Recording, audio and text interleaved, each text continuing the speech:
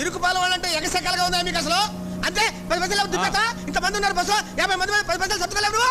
ఇదిగో ఏమిటయ్యా నువ్వు మాట్లాడే అన్యాయం? అన్యాయంగా మాట్లాడుతున్నావు నువ్వు. నువ్వు న్యాయం మాట్లాడతావా? అది కాదయ్యా, ఆయనకు నువ్వు 10 పైసలు ఇవ్వాలన్నాడు కదా. ఏమంటున్నాడు? నువ్వు ఆయనకి 10 పైసలు ఇవ్వాలి అంటున్నాడు. అయితే ఇచ్చే.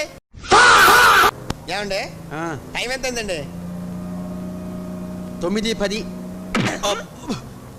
కొడతావేంటి? లేకపోతే చూస్తున్నాను.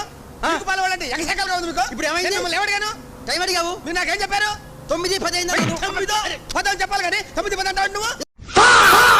రైలు వస్తుందట. రాదు, విమానం వస్తుంది. అయితే ఇది కొడతావేంటి? ఇరుకు పాలు వాళ్ళంటే ఎగసెక్కల నీకో. రైలు వస్తుందంటే విమానం వస్తుందట. ఏ రైలు వస్తుందో చెప్పు.